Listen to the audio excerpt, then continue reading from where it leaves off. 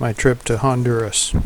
This first picture is of a big house. Well, 11 years ago, this drug dealer owned this house, and he got arrested and went to jail, and it got stripped down. And then last year, our missionary got it on a deal. He got like an acre of land there in that house for $27,000, and he is fixing it back up. But he bought that to live in, but then he also bought the surrounding 50 acres to put the orphanage on, so that he runs the orphanage, but he's got his own house there so he can have a place to live. Anyway, he puts kids in it, us up there and stuff too. So anyway, flipping to the next picture, that's the back side of the house, and as you can see in the horizon, 1 mile away is the ocean. So you're up here looking over the ocean. This next picture is the second floor. It's where we were sleeping on mattresses on the floor. We get up in the morning and look out there, and that's the view we had of the ocean 1 mile away. It was also wide open, no screens, nothing. It was like sleeping in a big tree house. We had, and it was hot, like in the 90s in the daytime and 80s, maybe in the 70s at night.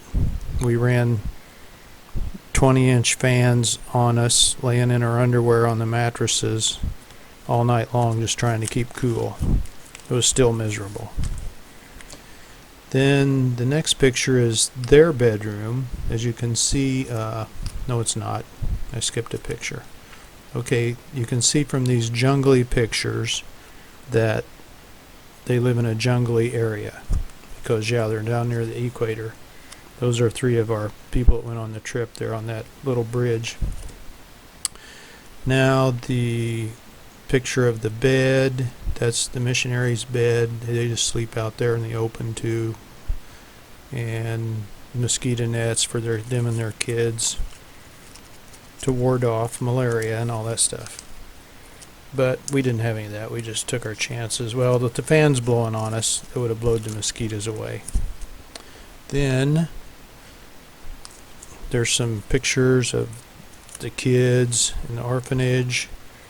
You can see the ones in a wheelchair back there. They've got 35 kids right now, and they live actually like foster homes.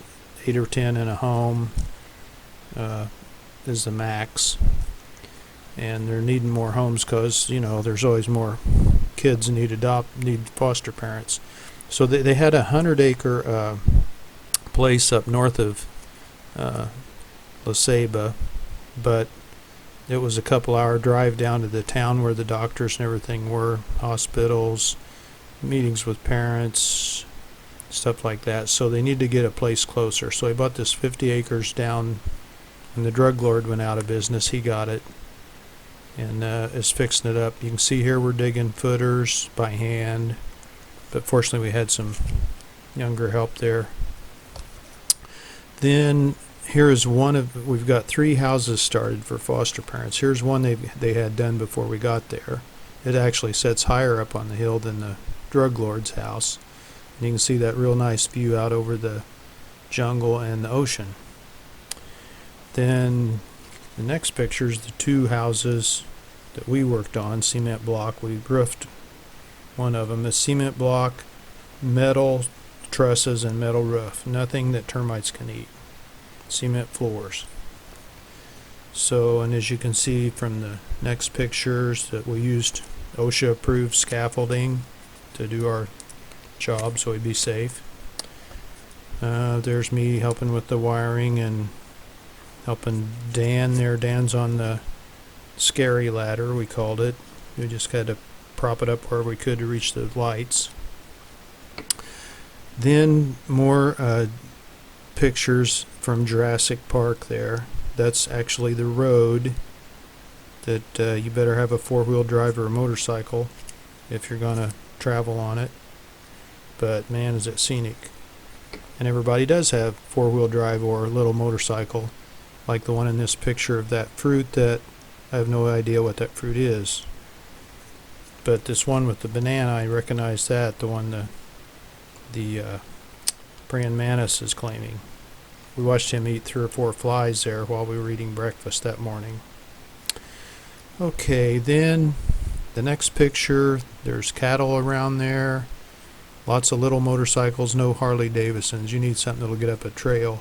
And look at the size of that tree behind that cow. Yeah, that's right. Then there's one of our group trying to be brave in front of a cow. And next picture, gas station with guard with sawed-off shotgun. Yes, they don't call 911. They just deal with it. Next is a boat, also furnished by drug people. They run drugs up here from Colombia. They load up a boat full of drugs. That's a 110 horse motor on there. They zoom it up to Honduras, sell the drugs, and dump the boat, and just go back and get another load. So these people get these boats from the drug runners and then resell them.